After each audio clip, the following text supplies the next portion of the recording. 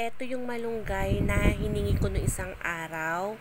Bali, pinalipas ko lang yung magdamag para kung sana siyang hihiwalay dun sa mga tangkay niya. Pag inisa-isa ko yan, baka sa isang araw pa ang tapos ko. Dahil kinabukasan nga yan, natatanggal na siya ng kusa.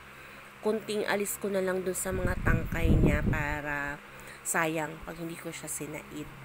Ganyan lang yung ginagawa ko pag madamihan na ako humihingi ng malunggay para hindi yung sa oras din.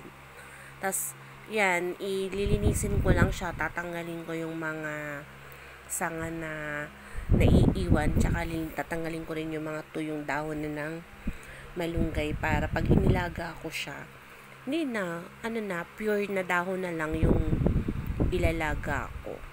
Ginaganyan ko lang siya.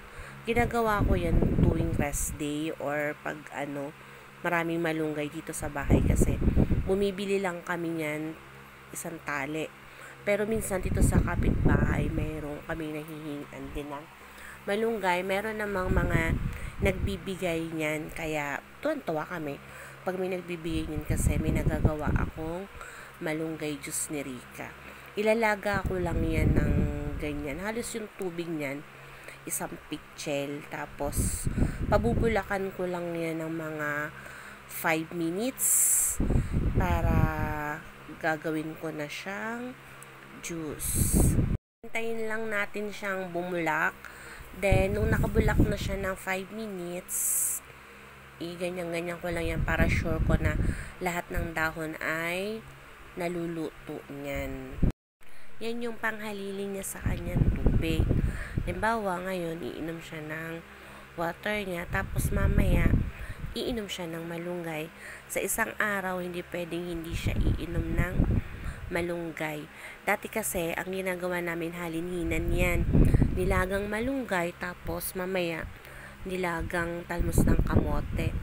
Minsan, bumibili kami dyan sa labasan, sa tindahan ng mga tali-tali lang na kamote, malunggay. Kaya minsan naman dito sa kapitbahay namin, may nahihingan kami ng malunggay o kaya may nagbibigay sa amin ng malunggay. Yun, ginaganto lang namin siya para hindi nasasayang. Kung sa lasa naman, sanay na siya kasi 2 years na buhat nung na-diagnose siya. Pinaglalagaan na namin siya ng malunggay. Parang sanay na siya sa lasa. Miski yata pangit yung lasa, masarap na sa kanya. Sabi nga niya minsan sa akin, Mi, kung yung lang malunggay ay tumutubo sa katawan ko, baka ngayon marami na akong dahon. O diba maloko? Pati yung mga ganun na iisip niya sa sarili niya. Maloko talaga yan. Kung ano mga pinagsasabi, pati yung malunggay na isip na tumutubo sa katawan niya. Ginaganyan lang namin siya. Tapos, sinusure ko lang na walang natitirang dahon kasi ayaw niyang inumin pag may nakikita siyang dahon ng malunggay doon sa ginagawa kong juice. Palalamigin ko lang yan. Kaya ang ginawa ko, sinasala ko lang yan para sure na yung mga dahon hindi talaga mapapasama. Pag wala kaming malunggay, ang inilalaga namin ay yung talbos ng kamote, yung kulay violet. Pero sabi niya, mas gusto daw niya ang lasa ng malunggay kesa dun sa kamote.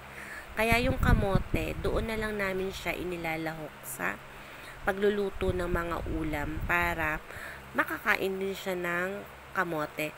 Mas gusto niya yung sabaw ng malunggay kesa sa nilagang kamote.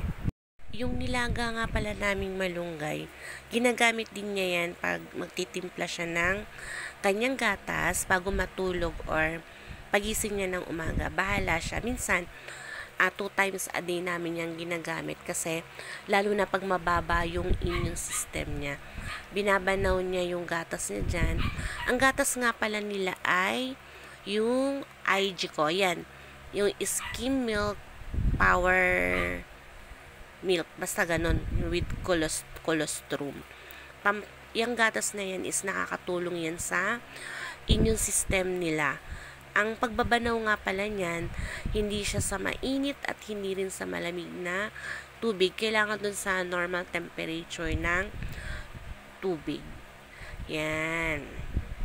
Ngayon, 2 times a day ko siyang pinapainom, umaga at hapon. Kasi babalik kami sa ospital for check-up. At kada linggo, lagi na lang kami nasa ospital. Kasi chinecheck yung ENC niya ay laging mababa. Kaya kailangan niyang uminom lagi ng gatas at ng masusustansyang pagkain. Kailangan niya laging kumain at uminom nun. Para sa susunod na check-up namin, maganda na yung ENC niya para makapag-proceed na ulit kami ng chemo niya. Yan. Yung lasa naman daw is normal na lasa sa kanya.